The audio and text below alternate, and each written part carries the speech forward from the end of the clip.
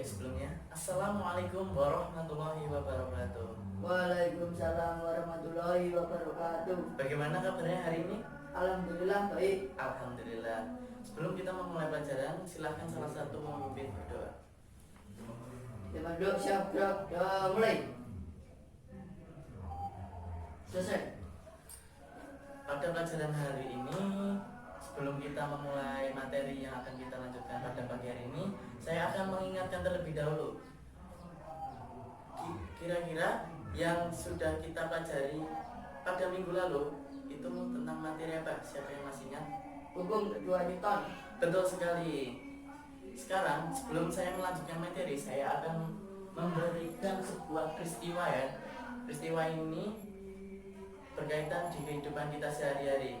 Nah, bagaimana saat saya memukul paku, apakah yang akan terjadi? Apakah terjadi penolakan? Terjadi. Kita buktikan ya. Ya, betul sekali terjadi penolakan. Sekarang bagaimana jika paku ini saya pukul dengan lambat, dan yang kedua saya pukul dengan keras? Bagaimana penolakannya? Besar yang mana? Lebih besar saat dipukul dengan keras. Kita buktikan ya. Ini yang lambat terlebih dahulu. Betul sekali. Kita lihat bahwa saat kita pukul dengan keras, itu penolakannya itu lebih besar. Sekarang bagaimana arah perlawanannya? Berlawanan arah. Ya, betul sekali. Pada saat kita pukul, itu si palu itu tidak langsung masuk ya. Si palu ini akan terlempar dengan arah yang berbeda. Peristiwa ini adalah salah satu penerapan dari hukum Newton 3. Hukum 3 Newton yang akan kita pelajari pada pagi hari ini.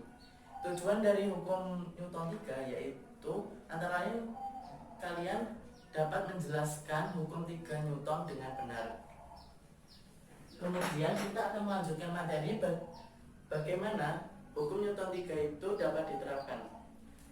Hukum Newton 3 adalah hubungan antara gaya aksi dan gaya reaksi. Saat kita memukul dengan palu, itu adalah gaya aksi. Nah, kemudian saat timbul penolakan, itu berarti gaya Reaksi. Nah, gaya reaksi. Kemudian gaya reaksi itu arahnya itu Lawanan. berlawanan ya, tidak sama.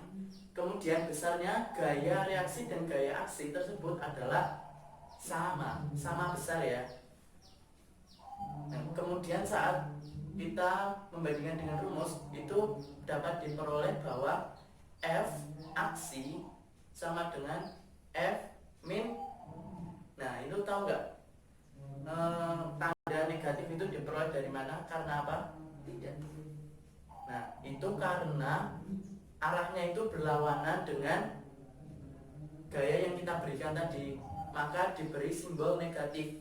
F aksi sama dengan minus F reaksi. Itulah yang disebut dengan hukum ketiga Newton. Itulah konsepnya. Kemudian, untuk memperjelas mungkin saya akan bertanya bagaimana pukulan tadi berfungsi sebagai apakah pukulan tadi? Gaya aksi.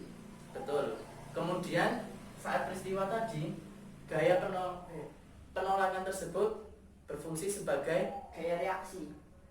Dari sini siapakah yang bisa menyimpulkan konsep yang sudah kita bahas tentang hukum ketiga Newton? Ada yang bisa? Ya, silahkan. Gaya aksi sama dengan gaya reaksi dan arahnya berlawanan. Iya, betul sekali. Itulah inti dari hukum ketiga Newton, bahwa F aksi sama dengan minus F reaksi didapat dari penolakan, didapat dari peristiwa penolakan dan peristiwa pemukulan tadi yang sudah kita contohkan pada pelajaran yang di depan tadi.